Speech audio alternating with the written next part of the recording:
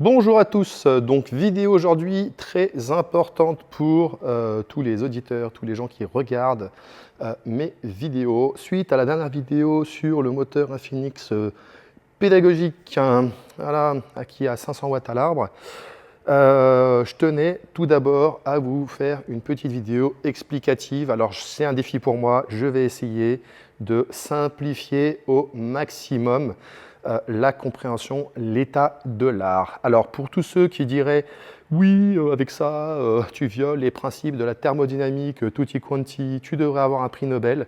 Bah écoutez, venez au laboratoire, me montrer que j'ai tort, aucun souci, vraiment, aucun souci. Je remercie d'ailleurs toutes les personnes qui ont répliqué suite à mes dernières vidéos, suite à la publication en open source du 18 juillet. Donc voilà, on va mettre aussi en vente le moteur pédagogique pour que les gens puissent déjà avoir un moteur pédagogique pour pouvoir expérimenter tout un tas de choses et aussi produire leur propre électricité. Alors vous n'attendez pas pour l'instant à 10 kW, ça reste un moteur pédagogique pour que le commun des mortels puisse s'approprier cette technologie. Et contrairement à les milliers d'annonces qu'il y a eu depuis 10-20 ans sur l'énergie libre, j'ai créé une publication. Donc pour tous ceux qui adhèrent à l'association, alors déjà il faut savoir que la publication elle est mise vraiment en open source. Sur Nexus, vous pouvez la télécharger, sur tout un tas de sites, notamment sur Projet Atlas, projet-du-6 atlas.fr. Donc, on va commencer par quoi? Alors, je fais la vidéo en one-shot, comme d'habitude. Donc, déjà, il faut savoir qu'est-ce que la force contre-électromotrice. Alors, de base, déjà, comment est-ce qu'on fabrique de l'électricité? Alors, imaginez, vous avez un rotor et un stator. Donc, c'est un rotor, ça tourne, statique, ça ne bouge pas, c'est comme dans les moteurs. Comment, par exemple, on fabrique de l'électricité grâce à des centrales hydroélectriques? Tout simplement, on a un rotor sur lequel, par exemple, vous imaginez, il y a des aubes. Et hop, il y a des aubes. Et ce qui se passe, c'est que finalement, quand ça tourne, ça va, alors je ne sais pas, je vais lâcher l'aimant, peut-être qu'on le verra dans la LED, ça va s'allumer. Vous voyez, ça s'allume. Voilà, c'est très rapide. Voilà.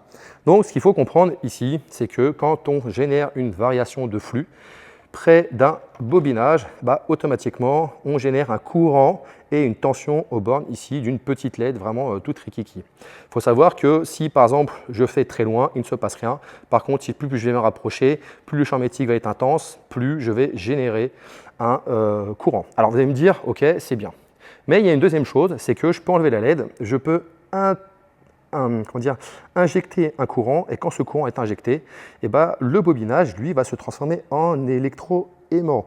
Et tout comme un électroaimant est un aimant, il va, en fonction de la polarité de notre électroaimant, il va soit attirer l'aimant, soit le repousser. Donc je vous ai fait un petit tableau ici pour vous récapituler tout ça. Donc, qu'est-ce qui se passe? C'est que quand mon aimant, je le déplace, alors je le rapproche ou je le fais osciller comme ça, peu importe, dans le sens, il faut créer une variation de flux, c'est-à-dire le champ magnétique qui pénètre le bobinage en court-circuit. Plus le champ magnétique de l'aimant pénètre le cuivre, plus on aura une induction. Et bien entendu, plus cette induction varie dans le temps, plus on aura une production de courant. Donc là, vous allez me dire, bon, rien d'exceptionnel. Il faut savoir que quand on approche le nord dans un bobinage en court-circuit, automatiquement, qu'est-ce qu'est la force contre-électromotrice? C'est qu'il va générer un électroaimant. On l'a vu, quand on injecte un courant, il se transforme en électroaimant. La preuve, c'est qu'un électroaimant peut pousser un aimant.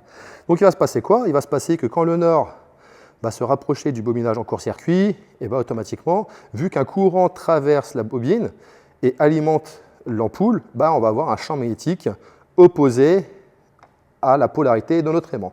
Et maintenant, si on s'éloigne, on va avoir un effondrement du champ magnétique très rapide. Et cet effondrement du champ magnétique va faire alterner la polarité de notre électroaimant, malgré que l'aimant, lui, présente toujours sa face nord au bobinage. On aura du coup un sud. Et comme vous le savez, nord et sud, quand on tire, c'est beaucoup plus compliqué. Et ça, vous pouvez faire l'expérience qui est très simple. Vous prenez un bobinage, vous le mettez en court-circuit, vous tirez, vous allez voir, c'est très dur. Vous le rapprochez, c'est très dur. Voilà. Donc ça, c'est ce qu'il faut comprendre. Alors pourquoi l'effet, la force contre-électromotrice, tout simplement s'applique? Finalement, c'est très simple. Quand je vais induire un courant dans mon bobinage, il va se passer quoi? Il va se passer que quand le nord lui, il va repousser le nord, bah, on a vu quoi? Bah, c'est que le nord, lui, quand il s'éloigne, il génère un sud. Donc on va donner une quantité de nord, d'accord? Alors je peux parler, hein, je simplifie.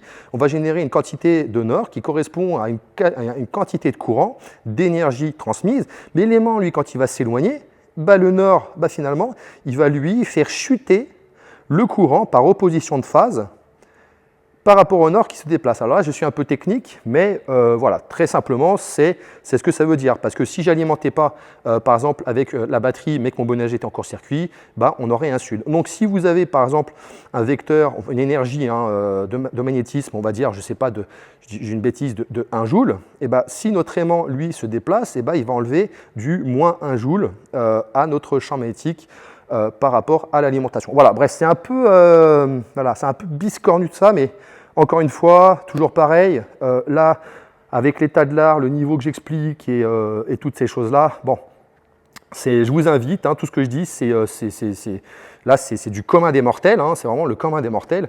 Donc, je vous invite tout simplement à ouvrir un livre et tout simplement apprendre et expérimenter. Il faut savoir que dans la publication, j'explique tout ça, l'état de l'art, j'explique que tout est vraiment bien expliqué. Voilà, donc je vous invite à le lire. Pour ceux qui diraient « Oh là, putain, c'est vraiment du chinois ce qu'il raconte, il n'y a pas de crédibilité », alors je vous invite, hein, vous savez quoi, les conseillers sont et pas les payeurs, je vous invite à prendre une caméra et à nous montrer votre talent de vidéaste amateur et de pédagogue sur les réseaux sociaux. Voilà, tout est dit. Donc maintenant, le truc, ce qu'il faut comprendre, c'est que la force contre-électromotrice, ça nous dit quoi? Ça nous dit simplement que la variation de flux, le champ magnétique, pénètre le bobinage. Donc vous allez voir, là, le talent de tout ça. Alors ici, on a, alors comment se compose la découverte? Alors ici, on peut voir qu'on a un aimant qui se déplace face à un électroaimant, mais dans notre électroaimant, finalement, on n'a rien. Voilà, c'est du vide, c'est de l'air. Et ici, tout simplement, on a un électroaimant dans lequel on a inséré des aimants permanents. Alors, c'est des aimants permanents en néodyme. Et le truc, ce qui se passe, c'est que de l'autre côté, on a aussi des aimants permanents. On a la polarité qui est identique. Et il se passe quoi? C'est que si je m'avance, alors je vais essayer de faire qu'il ne se retourne pas. Et vous voyez, on a une répulsion. Voilà. Donc, ça veut dire quoi? Ça veut dire que là, si on a une répulsion et qu'on n'a pas de courant, ça veut dire que c'est nos aimants qui permettent de fournir de l'énergie de déplacement. Alors, certains diront, oui, mais tu vois, là, pour déplacer l'aimant, si tu veux réitérer la chose, il va falloir que tu remettes l'énergie que tu viens de gagner. Et c'est là où c'est très important la découverte, c'est que dans la découverte, je développe une méthodologie qui permet de faire disparaître l'aimant à l'intérieur de l'électroaimant et de faire réapparaître, quand bon nous semble, l'électroaimant. Donc, vous allez comprendre. Ici, on a un bobinage. Ici, on a un autre aimant permanent.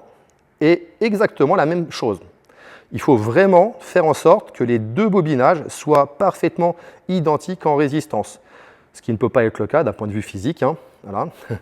Parce que même bobiner exactement pareil, c'est vraiment très très compliqué. Et au niveau des aimants, même si vous prenez deux aimants identiques, suivis sur la même chaîne, non, il y aura toujours des petites différences. Donc, où est le secret? Eh bien, vous allez voir, c'est que on sait que pour avoir de la répulsion, il faut injecter un courant. Et c'est au moment où on injecte le courant qu'on a un déplacement de notre aimant. Maintenant, qu'est-ce que je fais? Finalement, si on a une répulsion sans alimenter nos électroaimants, ce qui est l'inverse ici, il faut alimenter le bobinage pour avoir une répulsion, donc un mouvement. Ici, sans alimenter, nous avons une répulsion. Alors, qu'est-ce que j'ai fait? C'est très simple. J'ai tout simplement annulé le champ magnétique de ce bobinage-là, enfin de cet aimant ici et de cet aimant-là. Alors, comment j'ai procédé? Vous allez voir, c'est très simple. Alors, je vais prendre le feutre noir et vous allez comprendre. Alors, tout est écrit, hein, bien entendu, dans la publication. Donc, ici, on a nord et sud. Nord et sud, ça nous fait quoi? Ça nous fait nord et sud, ça nous fait ici attraction. Ici, nord et sud, ça nous fait attraction. Nord et sud ici, ça nous fait attraction. Nord et sud ici, ça nous fait attraction. OK. Ici, nord et sud, ça nous fait attraction. Et ici, nord et sud, ça nous fait attraction. Donc, on a combien d'attractions? On a 1, 2, 3, 4, 5, 6. On a, je vais noter, 6 attractions. Maintenant, j'ai envie de savoir combien on a de répulsion. Donc, ce que je vais faire, c'est que je vais prendre un feutre, le feutre vert, parce que ça va être surchargé sinon. Et il se passe quoi? C'est qu'il se passe ici qu'on a nord et nord, enfin non, combien de répulsions on a?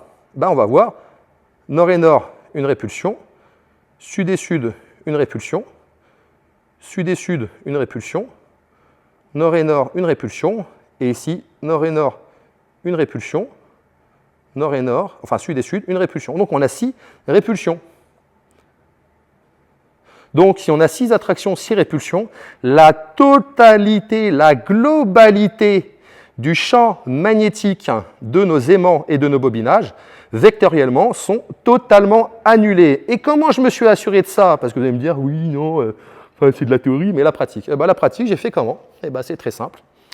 J'ai alimenté en courant continu mes bobinages, j'ai mis un gaussmètre à côté, j'ai monté le courant. Alors bien entendu, en fonction des bobinages, des fois, vous mettez très très fort courant. Si vous mettez trop de fort courant pour annuler les champs magnétiques en fonction de l'état de l'art des bobinages que vous avez fait, là, vous risquez de faire chauffer vraiment beaucoup le bobinage. Donc, je l'ai fait, je l'ai testé, et devinez, qu'est-ce qui se passe? Il se passe que si vous n'avez plus de champ magnétique ici, et que vous n'avez plus de champ magnétique ici, il se passe quoi? Il se passe qu'on n'a plus de variation de flux. Donc, finalement, vous pouvez rapprocher vos aimants. Alors là, je ne peux pas parce qu'ils ne sont pas alimentés. Et quand vous pouvez rapprocher vos aimants, vous pouvez faire ce que vous voulez, les mettre côte à côte.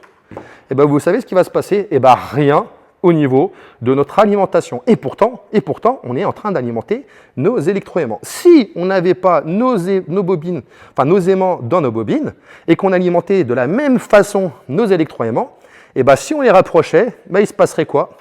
On a une variation de courant dedans qui montre la force contre-électromotrice. Pourquoi? Parce qu'en fait, le champ ici, si on n'avait pas, bien entendu, les aimants en néodyme dedans, le champ du bobinage plus le champ du bobinage là se mélangerait, se perturberait. Alors que là, comment vous voulez qu'il se perturbe en sachant qu'on a 0 champ magnétique ici et 0 champ magnétique ici? Voilà, donc ce qui se passe, c'est que finalement, si vos champs magnétiques totalement sont à 0, ça ne coûte aucune énergie de les rapprocher, de les mettre au point où, au moment où on va ouvrir le circuit, le champ magnétique naturel des aimants, lui, va se remettre en répulsion. Vous voyez?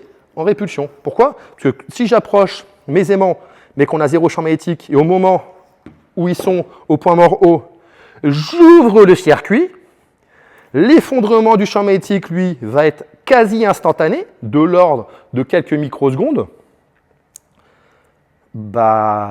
Pendant quelques microsecondes, notre champ magnétique lui va réapparaître et on va profiter de la répulsion sur la distance parcourue par nos aimants en passant d'une intensité magnétique forte à une intensité magnétique faible. Mais sur le parcours de déplacement de nos répulsions de nos aimants, on profite d'une énergie produite, une énergie mécanique produite par la répulsion des aimants. Alors, je vois bien d'autres qui vont dire « Oui, mais faire disparaître le champ magnétique de tes aimants te coûte de l'énergie. » Alors écoutez, j'ai fait l'expérience, j'ai fait les mesures, j'ai fait de la métrologie, et je vous invite d'ailleurs à le refaire, refaites-le.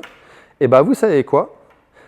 Oui, ça coûte de l'énergie, mais vu que le champ magnétique n'est pas dégradé à cause de la force contre-électromotrice, nous pouvons récupérer intégralement à 99%, l'énergie injectée pour faire disparaître le champ magnétique. Pourquoi? Parce que ces champs magnétiques, eux, vectoriellement sont annulés.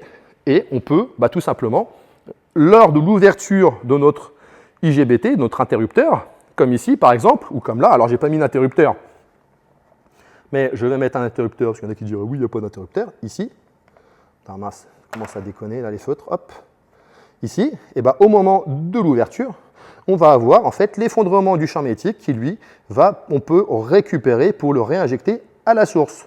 Donc si notre champ magnétique lui ne se dégrade pas, qui permet une annulation gratuite des champs magnétiques, finalement, on produit un mouvement mécanique grâce à la répulsion des aimants. Et là, je vais terminer le débat avec 2 choses.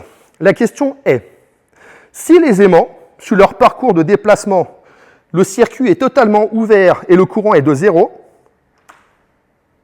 bah, c'est bien que nos aimants en répulsion produisent l'énergie mécanique au rotor. Maintenant, vous allez me dire, oui, mais ta récupération d'énergie magnétique, est-ce que c'est possible? Pas possible. Eh bien, vous savez quoi? Je vais vous montrer un truc sur Internet.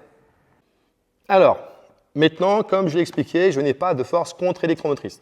Donc, si je n'ai pas de force contre-électromotrice, le champ magnétique qui est stocké dans mes bobinages, je peux le récupérer. Vous allez me dire, oui, non, c'est pas possible. Bah, écoutez, si, c'est possible. Je vais vous montrer le SMES, stockage d'énergie magnétique supraconductrice.